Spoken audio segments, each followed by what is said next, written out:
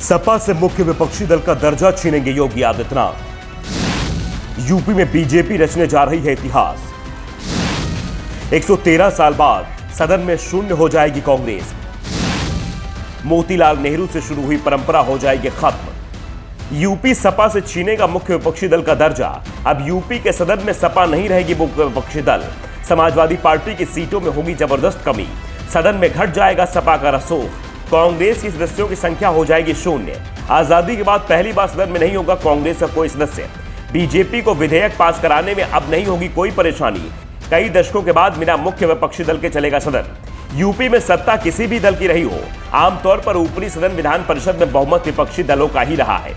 अगर कुछ एक मौकों पर सत्ता पक्ष बहुमत में आ भी गया तो विपक्ष की ताकत मजबूत रही है। मुख्य विपक्षी दल का नेता सरकार को घेरता रहा है। विधानसभा में तो सरकार कोई भी विधेयक आसानी से पास करा लेती थी, लेकिन विधान परिषद में मामला हर बार अटकता था।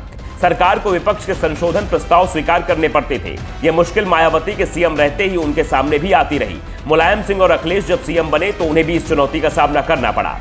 योगी आदित्यनाथ का पहला कार्यकाल भी इसी परेशानी में बीता, लेकिन दूसरे कार्यकाल में योगी पूरे फॉर्म में है। न तो पार्टी के अंदर उन्हें कोई चुनौती देने की स्थिति में है और न ही पार्टी के बाहर, क्योंकि यूपी विधान परिषद के समीकरण अब पूरी तरीके से बदल चुके हैं। यूपी में योगी आदित्यनाथ की दोबारा सत्ता आने के बाद अब विधान परिषद का इतिहास बदल गया है। बीजेपी को विधानसभा की तरह ही विधान परिषद में भी 2/3 से ज्यादा बहुमत है और जल्द ही यहां मुख्य विपक्षी नेता की सीट खाली होने वाली है। 6 जुलाई के बाद यूपी विधान परिषद बिना विपक्ष के नेता के चलेगी, क्योंकि किसी भी दल के पास इतनी सीटें नहीं होंगी कि उसे मुख्य विपक्षी पार्टी का दर्जा दिया जा सके। दरअसल किसी भी सदन में मुख्य विपक्षी दल का दर्जा पाने के लिए विपक्ष की सबसे बड़ी पार्टी को सदन की कुल संख्या के 10% सदस्य होने चाहिए। इस समय विधान परिषद की जो स्थिति है उसमें मुख्य विपक्षी दल समाजवादी पार्टी के 11, बीएसपी के 4 और कांग्रेस का 1 सदस्य है। 100 सदस्यीय विधान परिषद में मुख्य विपक्षी दल का दर्जा हासिल करने के लिए 10 सीटों की जरूरत है।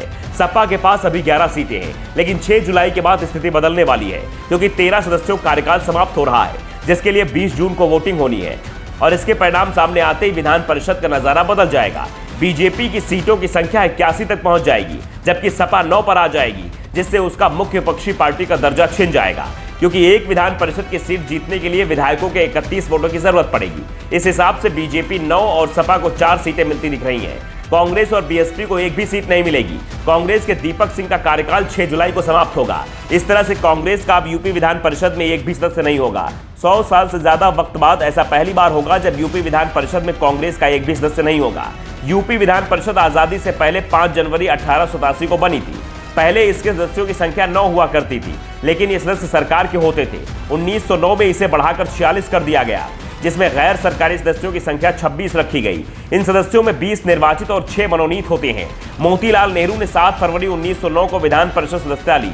वो यूपी विधान परिषद के कांग्रेस से पहले सदस्य थे। उसके बाद से ही कांग्रेस का कोई न कोई सदस्य विधान परिषद में रहा है, लेकिन अब यह इतिहास बनने वाला है। यूपी विधान परिषद में कांग्रेस शून्य पर आने वाली है। दूसरी ओर बीजेपी के पास अभी 66 सदस्य हैं, जो बढ़कर 75 हो जाएंगे। इसके साथ ही राज्यपाल द्वारा मनोनीत किए जाने वाले 6 सदस्यों का कार्यकाल भी पूरा हो चुका है। ये सदस्य मंत्रिमंडल की सलाह पर नियुक्त किए जाते हैं और ये तय है योगी सरकार बीजेपी नेताओं को इस सदन में भेजेगी, जिससे बीजेपी सदस्यों की संख्या बढ़कर 81 हो जाएगी, जो 4 दशक में सबसे बड़ी सदस्य संख्या होगी, जबकि सपा के सदस्य 9 रह जाएंगे।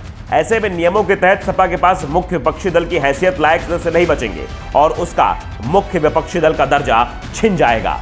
Bureau report, the Dhakad news.